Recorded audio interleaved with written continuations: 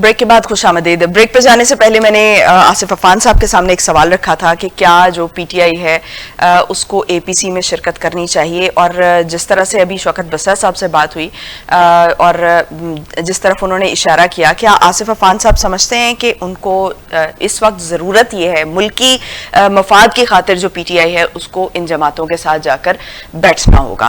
آصف عفان صاحب کیا آپ کی اس پر رائے ہے؟ دیکھیں جی, عمران خان صاحب جب حکومت میں تھے اس وقت بھی وہ مذاکرات سے بھاگتے رہے. ڈائیلاگ پتہ نہیں ان کی چھیڑ تھی, چڑ تھی, ضد تھی, خان صاحب مذاکرات کی طرف نہیں آئے. اس وقت بھی اپوزیشن کہتی تھی ہمارے ساتھ بیٹھیں, کوئی حالات معاملات کو کسی ٹیبل پہ بیٹھ کے حل کرتے ہیں, لیکن خان صاحب نے کہا یہ سب چور ہیں, میں چوروں کے ساتھ نہیں بیٹھوں گا. ٹھیک ہو گیا. پھر خان صاحب جنہیں چور کہتے رہے, جو زندانوں میں تھے وہ ایوانوں میں آ گئے, اور خان صاحب جو ایوان میں بیٹھے تھے وہ خان صاحب زندان میں چلے گئے. خان صاحب اس اتنی بڑی حقیقت کو اتنی آسانی سے فراموش کر گئے. مجھے نہیں سمجھ آئی خان صاحب کی سیاسی بصیرت, اور خان صاحب پرائم منسٹر آف پاکستان تھے, ان کو اس زندہ اور ایک ایسی حقیقت کا ادراک ہی نہیں ہو سکا کہ یہاں پہ تو یہ ایوان سے زندان اور زندان سے ایوان کا سفر جو ہوتا ہے وہ چٹکیوں میں طے ہو جاتا ہے. اچھا, اس کے بعد خان صاحب اس وقت جب اقتدار میں تھے اس وقت بھی ڈائیلاگ سے بھاگتے رہے. اب وہ اقتدار سے ایوان سے نکل کر زندان میں چلے گئے ہیں. اب وہ ان کا آخری جو ڈر تھا, آخری جو خوف تھا ان کا, وہ نکل چکا ہے. اب وہ اندر بیٹھے ہوئے ہیں, زندان میں بیٹھے ہوئے ہیں, اور وہ وہاں بیٹھ کے انجوائے کر رہے ہیں اپنی مقبولیت کو. اب ایشو یہ ہے کہ ہمارا ملک کہاں کھڑا ہوا ہے اور ہمارے عصری تقاضے کیا ہیں, اس ٹائم ملک کو درپیش چیلنجز کیا ہیں.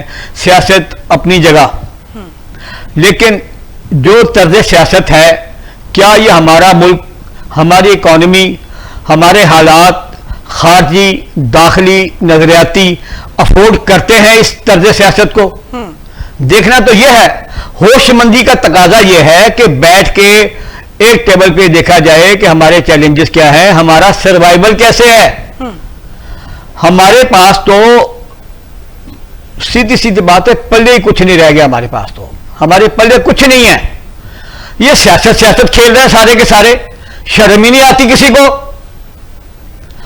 اور بھائی بات یہ ہے, آپ ایک ٹیبل پہ بیٹھیں اور اپنے معاملات ٹیبل پہ بیٹھ کے حل کریں. جب خان صاحب کے خلاف عدم اعتماد آئی, خان صاحب اسمبلی چھوڑ کے بھاگ کھڑے ہوئے. اسمبلی چھوڑ کے خان صاحب آ گئے سڑکوں پہ تماشے, مظاہرے, جو ہوتا ہے آپ کو سب کو پتا ہے. اب کیا اس پہ تفصیل میں جائیں. اور زمان پارک کے باہر ایک ایسا مطلب ایک شہر آباد کر دیا گیا, ایک ایسی بستی بنا دی گئی جو مطلب آپ یہ سمجھ لیں کہ اپنا نو گو ایریا بن گیا. وہ عوام کا وہاں سے گزرنا محال ہو گیا. وہاں سے جنازے نہیں گزر سکتے تھے, بچے اسکول کالج نہیں جا سکتے تھے, لوگ دفاتر نہیں جا سکتے تھے. مین آرٹری تھی شہر کی, وہ بند کر دی گئی. اور پھر اس پہ جو مطلب جوش خطابت میں اتنا زہر اگلا گیا, اتنے شعلے نکالے گئے زبانوں سے کہ پورا شہر, پورا ملک اور سیاسی ماحول انگار وادی بنا دیا گیا. نتیجتاً آپ کے سامنے 9 مئی کا ناخوشگوار اور افسوسناک واقعہ ہوا. اس کی تفصیلات میں نہیں جانا چاہتا. بہرحال ایک واقعہ ہوا. اب بات یہ ہے, اس سے سیکھنا چاہیے. ان کو سیاسی بلوغت کا مظاہرہ کرنا چاہیے. سیاسی بلوغت کا مظاہرہ کریں گے, سیاسی معاملات کو سیاسی انداز میں حل کریں گے تو کوئی اس کا رزلٹ نکلے گا. ایک لاسٹک ہے, اس کو آپ کتنا کھینچ لیں گے, کتنا سٹچ کریں گے, بالآخر وہ بھی ٹوٹ جائے گا. تو بات یہ ہے کہ صرف عمران خان کی بات نہیں ہے, حکومت کی زیادہ ذمہ داری ہے کہ وہ اپنے اوپر پائے جانے والے شکوک, شبہات, تحفظات, خدشات کو دیکھے, غور کرے, اور اپوزیشن کے جو تحفظات ہیں, جو خدشات ہیں, ان کو ایڈریس کرے, ان کو بٹھائے, ان کو منائے. اور بھائی حکومت نہیں کرنی, ہاؤس نہیں چلانا, آپ ڈیڈ لاک لگا کے بیٹھے ہوئے. رائٹ. ٹھیک، اس وقت ہمیں جوائن کیا ہے ناظرین رہنما پاکستان مسلم لیگ نون کرنل ریٹائرڈ سیف قریشی صاحب نے. سیف صاحب بہت شکریہ آپ کے وقت کا. سیف صاحب ابھی آصف عفان صاحب نے کہا کہ اس وقت جو وزیر اعظم صاحب ہیں ان کی سب سے بڑی ذمہ داری بنتی ہے کہ اپوزیشن کے جتنے بھی تحفظات ہیں ان کو دور کریں تاکہ ان کو ساتھ لے کر چلا جا سکے. تو اس تناظر میں حکومت کیا اقدامات کر رہی ہے تاکہ پی ٹی آئی کو کے ساتھ جو ہے وہ مذاکرات کو یا ان کو ٹیبل پر لانے کے لیے جو ہے وہ ایک کوئی اتفاق رائے پیدا کیا جا سکے؟ دیکھیے، نیشنل کنسنسس، قومی یکجہتی ہر پاکستانی اور ہر پاکستانی پارٹی کی لیڈرشپ کی ذمہ داری. ہر روز ہمارے لوگ شہید ہو رہے ہیں. کوئی دن ایسا نہیں کہ جب شہادتیں نہ دی جا رہی. یہ وقت نہیں ہے کہ جس میں لوگوں کو منانے کے لیے اور ان کی ڈیمانڈ پوری کرنے کے لیے پہلے سیشن کیے جائیں اور پھر آل پارٹی کانفرنس کی جائے. ہر ایک کی اپنی اپنی ذمہ داری ہے اور خان صاحب نے یہ ذمہ داری محسوس کرتے ہوئے بغیر کسی انویٹیشن کے انہوں نے اپنی انٹینشن کلیئر کر دی کہ ہم اٹینڈ کریں گے. ان کو اٹینڈ کرنا چاہیے، ان کی ٹیم کو، اور گورنمنٹ کو، وزیر اعظم کی ٹیم کو پراپر انویٹیشن بھیجنی چاہیے. تو کیا کوئی ایسا مطالبہ کیا گیا ہے کہ کوئی خاص ایجنڈا ہوگا یا فلاں ایشو پہ بات ہوگی تو ہم اے پی سی میں آئیں گے، یا انہوں نے غیر مشروط یہ بات کی ہے کہ ہم اے پی سی میں ہر صورت میں آئیں گے؟ دیکھیے، انہوں نے تو فی الحال غیر مشروط ہی کی ہے. نیشنل سیکورٹی میں تو شرطیں نہیں ہوتی. قومی سیکورٹی کے معاملات میں جہاں جنگ لگی ہو اور روزانہ خون بہ رہا ہو، کوئی بیوقوف ہی ہوگا جو کہ شرطیں لگائے. شرطیں کیا لگانی ہے؟ پھر گاڑی بیٹھ جائیں، گھر بیٹھ کے اپنی شرطوں شرائط کے متعلق کتابیں لکھیں. اگر ان کو کوئی اپنے ملک کی سلامتی سے کوئی تعلق واسطہ نہیں ہے، ان کو صرف اپنی شرائط پوری کرانے سے تعلق واسطہ ہے، تو ان کو اپنی آپشن. صحیح. تو سر صاحب ابھی ہماری بات ہو رہی تھی شوکت بسرا صاحب سے، تو وہ یہ کہہ رہے تھے کہ جو یہ ایجنڈا ہے ہمارے ساتھ پہلے ڈسکس کیا جائے کہ اے پی سی کا ایجنڈا کیا ہے، کن مسائل پر بات کریں گے، تب ہم جائیں گے. تو اگر ایک لیڈر اے پی سی میں جانے کی غیر مشروط بات کر رہا ہے لیکن جو اسی کی پارٹی کے جو رہنما ہیں وہ اس طرح کی بات کریں گے، تو یہ تو معاملہ بڑا کنفیوژن کا شکار نہیں ہو جائے گا؟ یہ ساری پارٹی کنفیوژن کا شکار ہے. ہر بندہ اپنی اپنی مرضی سے کام کر رہا ہے اور روزانہ کوئی نہ کوئی نئی آواز آ جاتی ہے. تو ان کی باقی ساری قوم کو ان کو سمجھنا ذرا مشکل ہی ہو رہا ہے، کیونکہ ایک ہی فریکوینسی پہ پارٹیوں کو بولنا چاہیے. جب ان کی ٹاپ لیڈرشپ نے فیصلہ دے دیا کہ قومی سلامتی کی کانفرنس اٹینڈ کرنی ہے، تو قومی سلامتی کا ایجنڈا کوئی اور زبان تو نہیں ہے، بہت بڑا کلیئر ایجنڈا ہے. قومی سلامتی کا ایجنڈا تو ہر بچے کو پتا ہوتا ہے، پرائمری کلاس والوں کو. شوکت بسرا صاحب کو جو چیز واضح نہیں ہے پیچھے میں ابھی ان کو کلیئر کرتے ہیں. صحیح. اچھا، تو سیف صاحب یہ آج جو محمود خان اچکزئی صاحب ہیں انہوں نے بات کی ہے کہ اسپیکر قومی اسمبلی ایاز صادق کے خلاف جو ہے وہ ہم عدم اعتماد لائیں گے، اور انہوں نے کہا ہے، انہوں نے یہ شکایت کی ہے کہ اپوزیشن کو ٹائم نہیں دیا جا رہا، پوائنٹ آف آرڈر جب اپوزیشن لاتی ہے تو ہمیں بات نہیں کرنے دیا جاتا. یہ اسٹیٹمنٹ دی ہے بیرسٹر گوہر صاحب نے. دیکھیے، یہ ان کا آئینی حق ہے اسپیکر کے خلاف نو کانفرنس لانا. اگر وہ سمجھتے ہیں کہ اسپیکر ہم ساتھ نہیں کر رہا تو ضرور لائیں. تو اس شکایت کو ایڈریس نہیں کریں گے آپ اس سے پہلے؟ جی، ان کی اس شکایت کا کوئی ازالہ کرنے کی کوشش کریں گے؟ کیونکہ ابھی تو وہ شکایت ہی کر رہے ہیں نا، ابھی پریکٹیکلی تو عدم اعتماد نہیں لایا گیا. نہیں، ہم نہیں سمجھتے کہ ان کی کوئی شکایت اس قسم کی جائز شکایت ہے کہ وہ نو کانفرنس لائے. ٹھیک. تو سیف صاحب دوسری طرف جو معاملہ ہم ڈسکس کر رہے تھے وہ یہ تھا کہ جو ٹیپنگ والا معاملہ ہے جس پر آج خواجہ آصف صاحب نے کہا ہے کہ اس کو پارلیمنٹ میں لے جایا جائے گا، اور جس پر بہت سے تحفظات کا اظہار بھی کیا جا رہا ہے.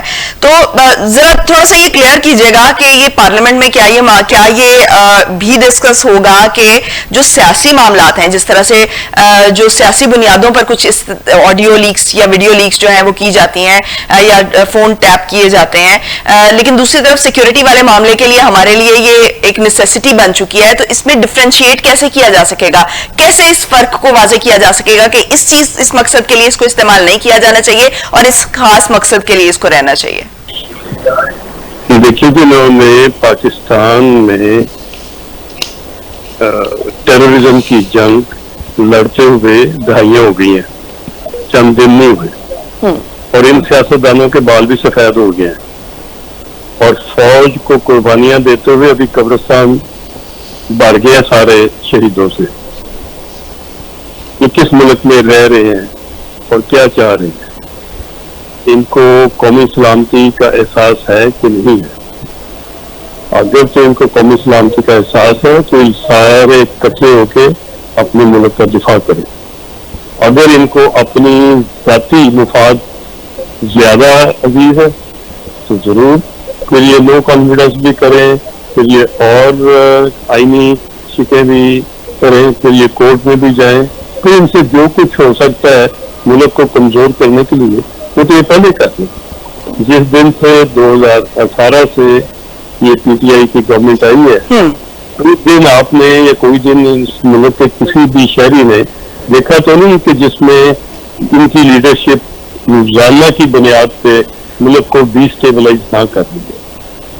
گورنمنٹ میں تھے تو پھر بھی ڈی اسٹیبلائز کرتے تھے، گورنمنٹ سے باہر ہیں تو پہلے دن سے جلسے شروع کیے ہوئے تھے، سینچری پوری کی ہوگی انہوں نے جلسوں کی، اور ہر جلسے میں انہوں نے فوج کے آرمی چیف سے لے کے نیچے تمام شہداء تک کرٹیسائز بھی کرتے رہے، گالیاں بھی دیتے رہے. یہ تو آپ کے شکوے شکایات جو ہیں وہ آپس میں چلتے رہتے ہیں اور سیاسی جماعتوں کے یہ شکوے شکایات ختم نہیں ہوتے ہیں. لیکن میرا سوال یہ تھا، آپ نے سیکیورٹی ریزنز کی بات کی، سیکیورٹی ریزنز پہ تو میرا نہیں خیال کہ کسی کو بھی اعتراض ہوگا، لیکن جس پوائنٹ پر میں نے بات کی وہ یہ تھی کہ سیاسی بنیادوں پر جب یہ آڈیو یا ویڈیو ٹیپ کی جائیں گی جو کالز ہیں، ان کو کیسے اس سے الگ رکھا جائے گا کہ یہ سیاسی پرپزز کے لیے نہیں استعمال ہو اور یہ صرف سیکیورٹی پرپزز کے لیے استعمال ہو؟